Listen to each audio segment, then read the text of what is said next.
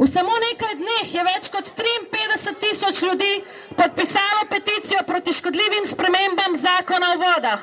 Pa kaj, je rekla vlada in vse to gladko povozila. In danes smo tukaj zato, da ponovno jasno in glasno povemo, naša voda ni na prodaj!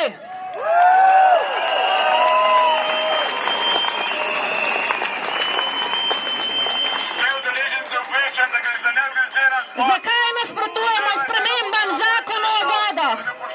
Prvič, zato, ker novela zakona razširja možnost posegov na vodna in priobalna zemljišča ter na območja prisihajočih jezer z gradnjo enostavnih objektov in objektov v javni rabi.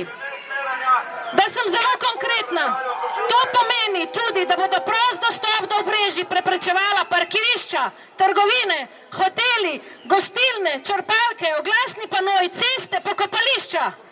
S posegi na ta območja se bodo občutno povečala tveganja za onesnaževanje površinskih in z njimi povezanih podzemnih voda, ti pa so glavni viri pitne vode. Torej gre za ogrožanje naše pitne vode, ekosistemov in našega zdravja.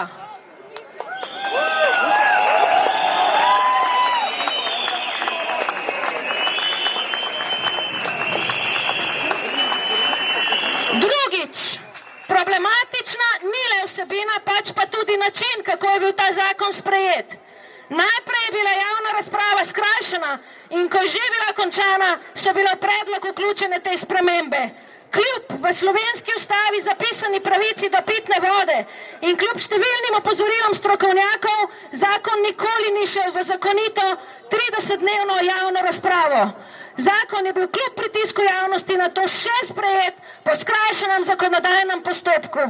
Predlog sprememb tega zakona je bil torej z postopkovnega vidika sprejet na nezakonit in neustaven način.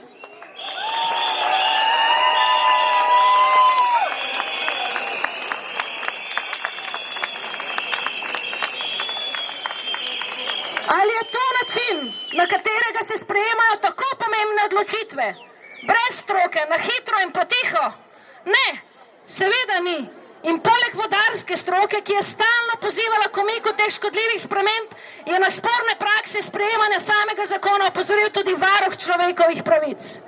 Zato podpis za referendum pomeni podpis za demokracijo, pomeni podpis za naše ekosisteme, za našo pitno vodo, za naše zdravje.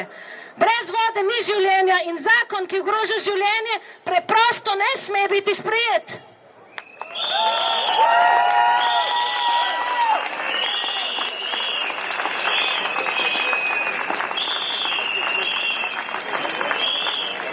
Zbiranje podpisov za referendum o vodi je pokazalo, da se v Sloveniji ogromno ljudi, ki nam je mar za naravo, ki nam je mar za našo prihodnost.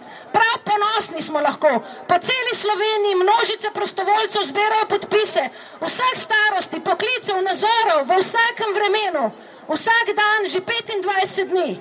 Odločevalci so nas pustili na cedilu, zato bomo mi tisti, ki bomo zaščitili naše največje bogastvo.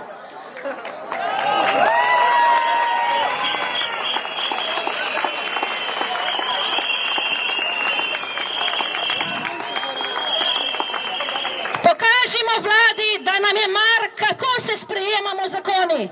Pokažimo vladi, da nam je mar, kaj se dogaja z našo pitno vodo in ekosistemi.